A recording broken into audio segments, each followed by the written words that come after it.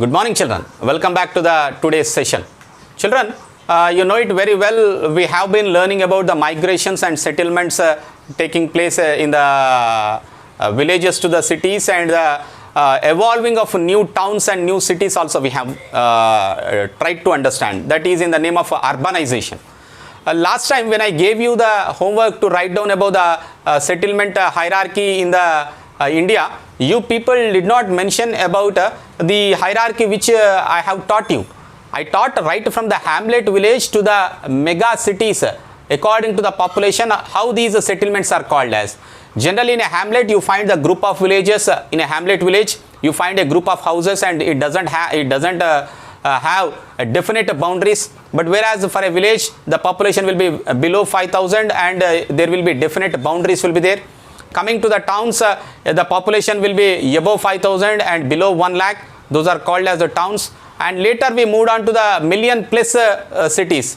Okay, so these are million plus cities. The class 1 cities we have talked about. These class 1 cities we talked like urban areas which have a population between 1 lakh to 10 lakh population. We call it as a class 1 cities. Then comes to the million plus cities. Million plus means which has a population of more than 1 million is called as a million plus cities, like Hyderabad, Chennai and Ahmedabad. These are the places which has a population of more than 1 million and below 10 million. 1 million above and 10 million below are called as a metropolitan city. And last one is the mega cities. The cities which have more than 10 million population, the cities like Greater Mumbai, Delhi, Kolkata, these are the examples of the mega cities, and this is all considered as a hierarchy of the population settlements in India. Hierarchy of the population settlements. So you know children, this hierarchy I was asking you to write down with the examples, and later we also tried to understand about the urbanization in India.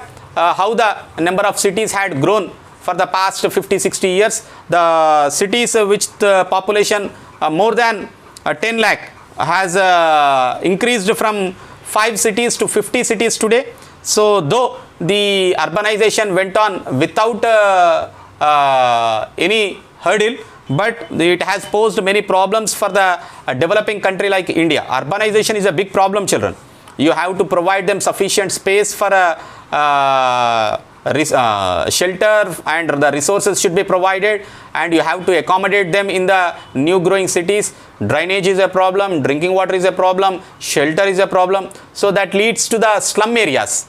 Most of the people who migrate from the rural areas in search of the job, okay, in the rural areas, in the urban areas, they end up settling down in the places like backward areas in the cities, where they get settled down with the meager resources. So that leads to the increase in the slum areas. So let us today learn about the problems being faced by the urbanization. Increasing urbanization is not just all about greater opportunities for the people, but more and even not about the more economic productivity, but it also results in many problems. The growing urban population has to be housed. It needs the water supply, and it also requires the sewage and other waste disposal, transportation, and many other things are required in order to accommodate this growing population in the cities. All these results in the environmental stress as the number of vehicles increases, air pollution, urban air pollution increases. The situation in Delhi, you know it very well. Delhi's air pollution is so bad that it is not suitable for breathing, and people are facing the respiratory problems because of the huge pollution in Delhi. That is because of the huge population present there, and it causes health problems even in future also. Localized climatic change also takes place, and improper sewage disposal can also lead to greater influx of diseases, okay. And the population density is also very huge. That also leads to further breakdown of the pandemics like the COVID, okay. These viruses spread very fast because of the huge density of population. Density of the population in the sense more number of people living very near or in a small area living more number of people leads to the huge density of population.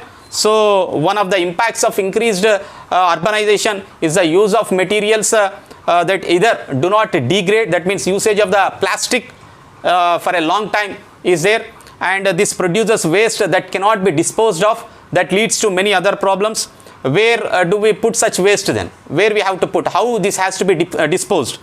As urban areas expand, the waste is increasingly pushed to rural areas where they are either just dumped or taken to the waste treatment plants. But if there is no proper treatment, then it may lead to many other problems.